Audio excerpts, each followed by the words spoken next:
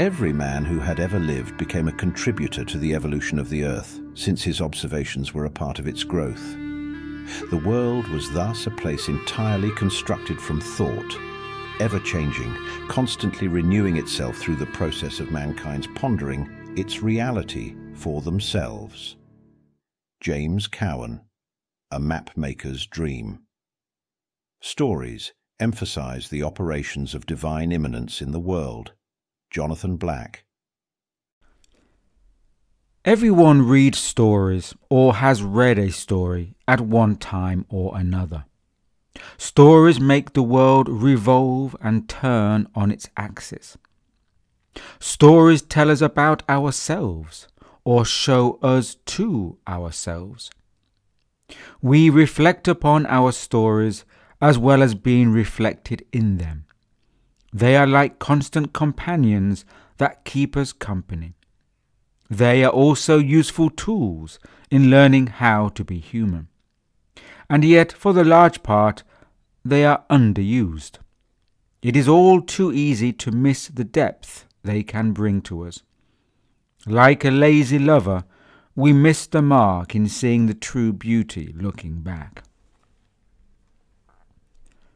Even though society educates people, it also conditions us to interpret stories through associative methods or logical reasoning. People are also accustomed to responding to emotional content, and from this they often feel they have gained something due to an emotional satisfaction. In these instances, people are being fed by the story but not nurtured. There is a difference. And there is also a difference between regular worldly literature and what is known as instrumental literature. It is not so easy to break away from trained responses. Many people have been taught that it is noble and good to have emotional responses to art and literature. Unknowingly, people have allowed themselves into being triggered in predictable ways. This triggering is also a science that has crept into recent propaganda and marketing exercises. To be emotionally impacted is, we are told, to feel a human connection with the world. In fact, it is an exercise in attachment to external impulses, which people are trained to internalize and to make our own.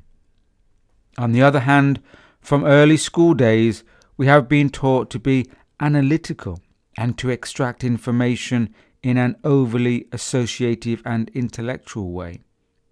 This too is a limited form of understanding, which keeps greater truths at bay. There have been a significant number of developmental texts that were constructed in a deliberate manner to oppose a rational and sequential approach. Their purpose is to affect a change in the reader's perception in order to trigger an altered comprehension of reality. Such works aim for a comprehensive and integral understanding. It is not the aim here to make a list of these works. They are, however, scattered throughout existing literature and can be spotted by the attentive reader. Stories and material that belong to a developmental path, and to the perennial tradition specifically, are often referred to as instrumental. These materials function upon different and varying levels. The intellectual and emotional content of stories may be likened to the common senses of sight and smell, just as an apple has the sight and smell of an apple. Yet the sight and smell do not provide the nutritional value, the nourishment of the apple. Only when an apple is tasted can these values be experienced and absorbed. Most stories function upon the sight and smell level only, and in general this can be sufficient. Yet materials for a developmental path must provide nutrients, otherwise they will become mechanical. Similarly, when a person responds by saying something like, "I really felt moved by this," then the response too shows a level of automatism. Human perception can be developed by gradually observing how certain stimuli impacts us and to carefully monitor internal responses. Writings that belong to the Perennial Psychology are primarily instrumental before they are meant for entertainment, enjoyment, or emotional stimulation. However, they can also be taken on these levels, for they assist in its cultural transmission and longevity.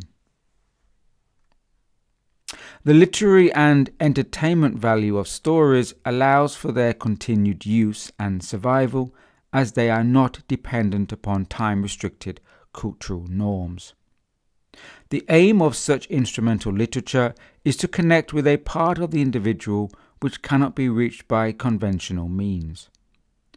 Elements can be communicated in a way that is not blocked by conditioning or similar cultural limitations. Instrumental writings are aimed at seeding specific concepts and ideas ahead of their actual realization. That is, they work to prepare the human mind for developmental processes. They can be referred to as a form of spiritual technology. Instrumental writings of this type can be found within almost all forms of literature from around the world, in all epochs, from Persian poets to English playwrights. For the main body of this essay, I will refer to two major historical figures of literature, Jalaluddin Rumi and William Shakespeare. These figures are just the tip of the iceberg, as they say, yet they represent the continuation of the perennial tradition from two epochs and continents. Instrumental literature often provides allegorical descriptions of experiences that are said to lead a person from their ordinary state to higher states. Experiences associated with higher states are all but invisible to the ordinary person. That is why such literature contains various levels of exterior and interior meaning. The literature is itself experienced according to the state of the reader or listener. The ordinary intellect may grasp the first layer of meaning. Subsequent levels, however, remain beyond the grasp of the rational and conditioned mind. As Rumi states in his major work, the Mathnavi, I quote, "From his present state, man needs to continue his migration so that he may escape from his rationality and intellectuality, which are driven mostly by greed and egotism. There are 100,000 more marvelous states ahead of him. He fell asleep and became oblivious of the past. This world is the sleeper's dream and the sleeper's fancies." End quote. The world is the sleeper's dream because people in general have become disconnected from a source of wisdom and thus from experiencing direct reality. Within this dislocation, a person falls back into rationality and intellectuality, the conditioned trappings of a lower state. When in such a state, a person is liable to only grasp the first outer layering of meaning within instrumental literature, when in fact multiple layers exist. These two conditions, of being awakened or asleep to the higher states of perception, were illustrated in Shakespeare's famous "to be or not to be" soliloquy in Hamlet. To be or not to be, that is the question. Whether 'tis nobler in the mind to suffer the slings and arrows of outrageous fortune, or to take arms against a sea of troubles, and by opposing end them. The state of not to be is a non-developmental state. It can be said that this is a state of ordinary being.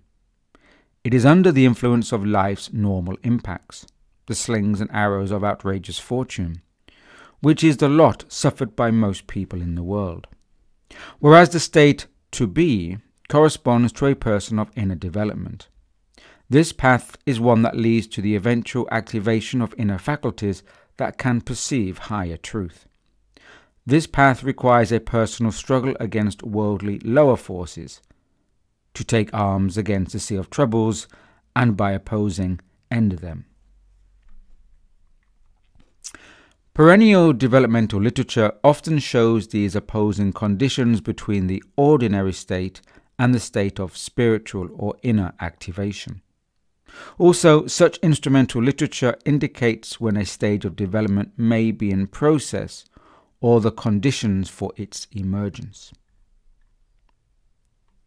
The perennial tradition manifests in new forms at a specific time and place as part of an operational new phase in the developmental path. At such times, previously prescribed techniques are superseded and must be abandoned. Many tales in literature have told of false idols and how they consume their practitioners, who are blind to the need to let go and move on. Such people are consumed by their own fixations. The genuine path is one of continued flexibility and attunement to current needs according to time and place. Those people fixated with their own ideas of what is true and what is not have been corrupted by a false personality. It is these conditionings, as previously discussed, which need to be released. If not, they may eventually consume and destroy the person. Spiritual death at the hands of one's own false self is depicted in the famous fable of the lion who dominates the jungle and all its inhabitants. The lion is finally persuaded that his dominance is under threat from another lion in the jungle. He is led to a pond or a well and told to look within.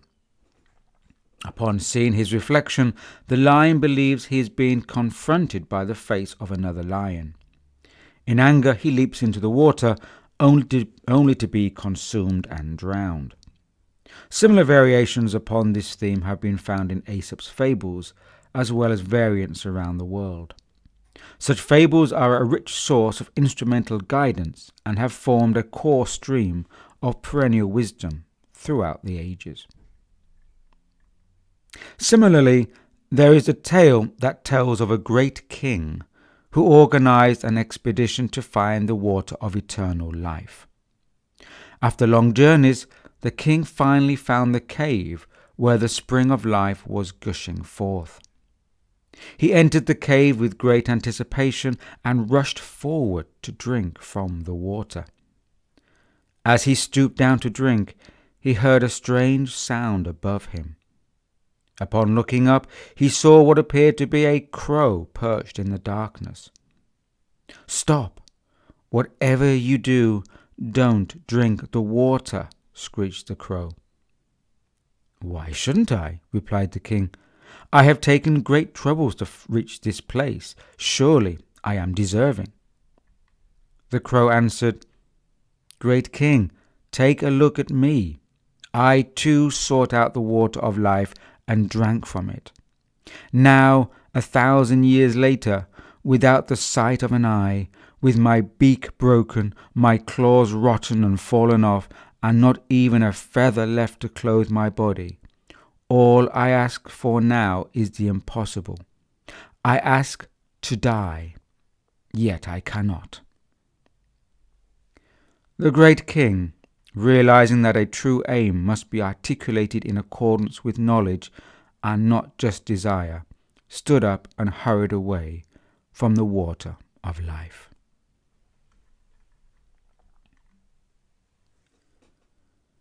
The aspirant upon the true path must be released from the conditioned fixations of desire. In order to be released from such fixations, a person is required to undertake the process known as to die before you die. This refers to a dying or a release from the false self. This knowledge often has to be transmitted indirectly, through analogy or through certain behavior, to those who are ready to receive.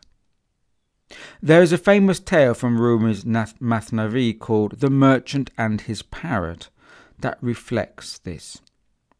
In a modern translation, it is given here as the following.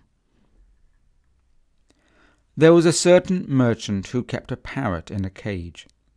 Being about to travel to a far country on business, he asked the parrot if he had any message to send to his kinsman in that country. The parrot thought for a while and finally told the merchant to inform his kinsman that he was kept confined in a cage. The merchant promised to deliver this message, and on reaching the far country and finding a flock of parrots, he recited the message as it had been given to him. On hearing it, one of the parrots immediately fell down dead. The merchant was annoyed with his own parrot for having sent such a fatal message, and upon his return home he sharply rebuked his parrot for doing so. But the parrot no sooner heard the merchant's story than he too fell down dead in his cage. The merchant, after lamenting his death, took the parrot's body out of the cage and threw it away. But to his surprise, the parrot immediately recovered life and flew away. The parrot then explained that the fellow parrot from the far country had only feigned death to suggest this way of escaping from confinement in a cage. Feigning death, death of the false self, is shown as a method of release from worldly captivity or confinement in a cage.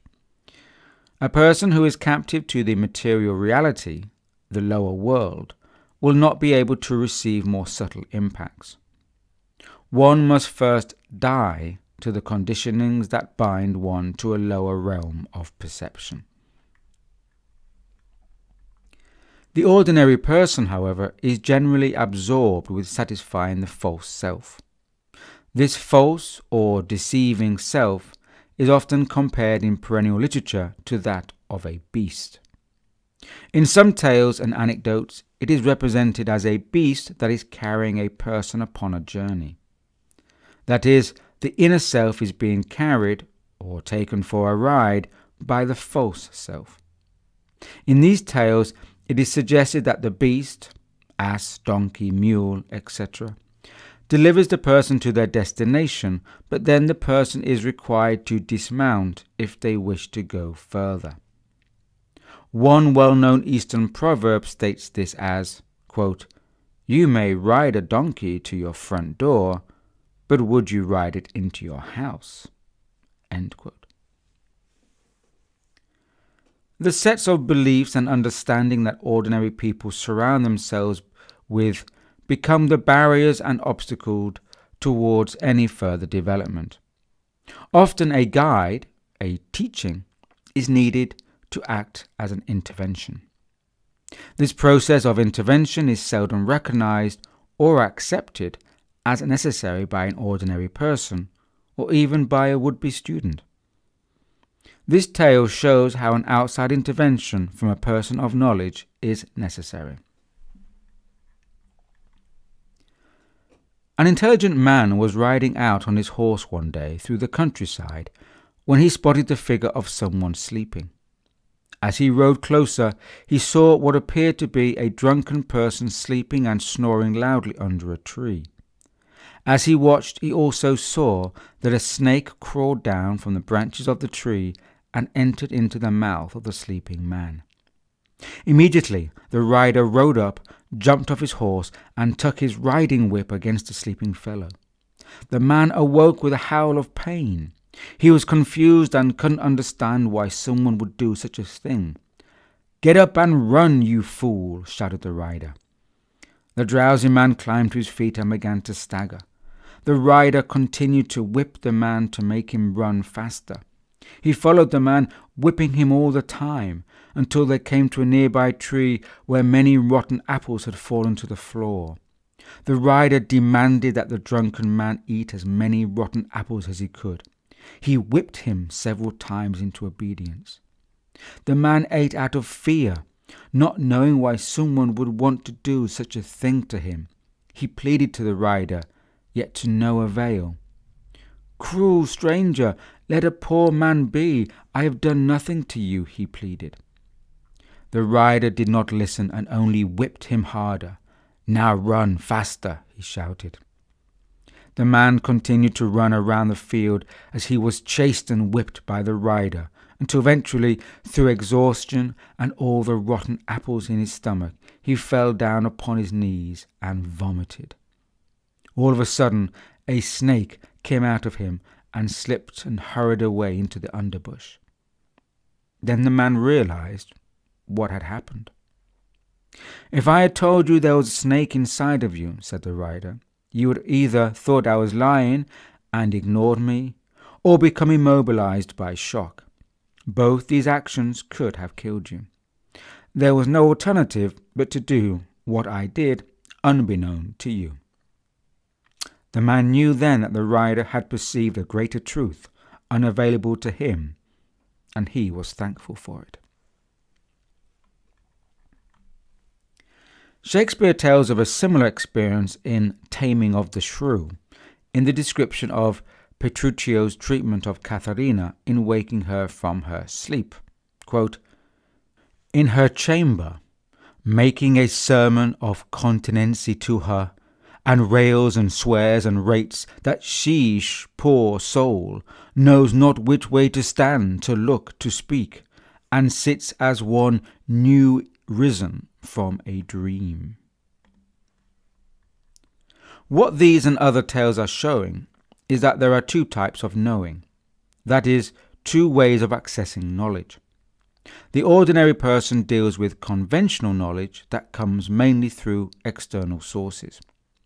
The person of inner development is nourished from an objective knowledge that is received through a faculty of perception, often referred to as intuition. Rumi clearly indicates this in the following poem, Two Kinds of Intelligence. There are two kinds of intelligence. One acquired. As a child in school memorizes facts and concepts from books and from what the teacher says, collecting information from the traditional sciences as well as from the new sciences. With such intelligence you rise in the world. You get ranked ahead or behind others in regard to your competence in retaining information. You stroll with this intelligence in and out of fields of knowledge, getting always more marks on your preserving tablets. There is another kind of tablet, one already completed and preserved inside you, a spring overflowing its spring box, a freshness in the center of the chest. This other intelligence does not turn yellow or stagnate. It's fluid, and it doesn't move from outside to inside through the conduits of plumbing learning. This second knowing is a fountainhead from within you, moving out. The shift from one stage or state to another, such as from ordinary knowledge to perceiving inner direct knowledge, is often depicted in various tales using the motif of transformation. Perhaps the most famous use of this motif is the transformation from the ugly duckling to the swan, in the Hans Christian Andersen tale that is a firm children's favourite. This alchemical transformation suggests a state shift from a raw to a more developed stage. Another well-known example of this shift is in Shakespeare's historical play Henry IV, regarding the young Prince Harry, who, as a young man, leads a wild and hedonistic lifestyle in taverns and with shady friends.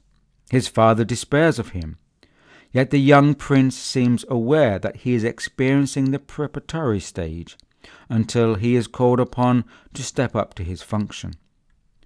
Upon his father's death, the young prince makes a sudden and radical change in himself.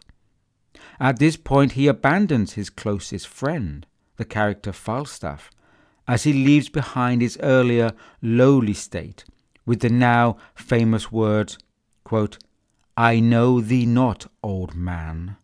Fall to thy prayers. How ill white hairs become a fool and jester." End quote. In terms of the developmental process, perennial literature has often made mention of 3 types of persons. These may symbolically be described as the wise person, the half-wise person, and the stupid person. The wise person is invariably the guide, the one who knows the way. The half-wise person is the one who is awake enough to be able to recognize the existence of the guide and their function. And the stupid person is the blind one who relies upon their own conditioned emotions and beliefs and refuses to acknowledge or accept the existence of the guide. This form is illustrated in the tale of the 3 fishes that appear in Rumi's Mathnavi. This is the following tale. There was in a secluded place a lake, which was fed by a running stream.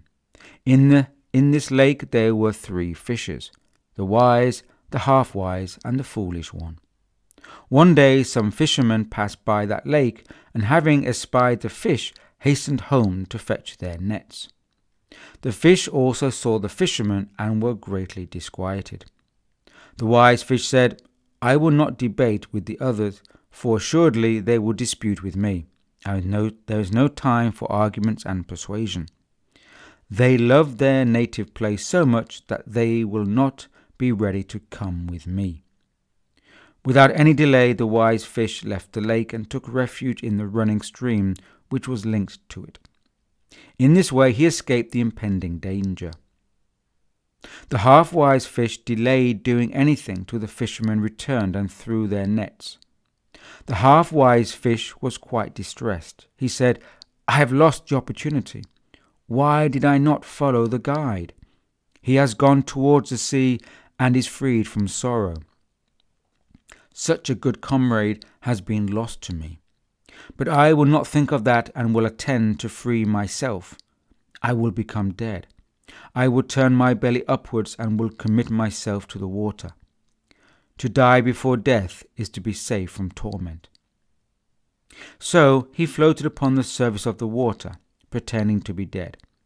A fisherman seized him and flung him on the ground. The half-wise fish, rolling over and over, managed to jump into the stream. In this way he gained his freedom. The foolish fish remained where he was, moving to and fro in agitation. That simpleton kept leaping about right and left, in order that he might save himself by his own efforts. He was easily caught and killed by the fishermen.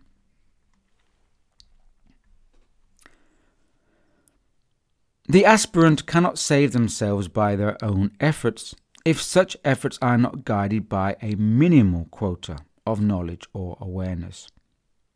A similar state of affairs is symbolized in the form of the 3 men in Shakespeare's The Merchant of Venice who intend to marry Portia, who symbolically is the guide.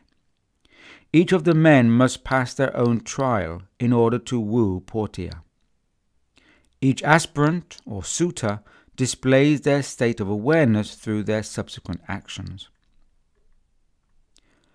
A person who enters upon a developmental path will be required to go through a range of experiences that are likened to trials in order to test various capacities. These trials usually expose a person to a spectrum of experiences from which they can learn. Many tales, ranging from within most, if not all cultures, tell of the hero's journey through such a series of trials. From Jason of the Argonauts, to Odysseus, to Pericles, Prince of Tyre. This phase of the developmental path toward activation of higher states through a range of trials and experiences is often symbolically described as a journey or quest. In various forms of instrumental literature, it has been represented as a lover's quest, the search for treasure, or indeed as a search for destiny or truth. Similarly, the entire series of Shakespeare's history plays can be seen as an illustration of the transformative process that gradually leads to the development of a true human king. Likewise, in perennial literature, the unitive love energy is symbolically compared to wine. Its effect upon human consciousness is likened to drunkenness. Spiritual drunkenness, however, is only an intermediate step and not the objective. Hence, drinking and inebriation is required up to a certain point, at which time the person needs to abandon this stage if they are to progress further.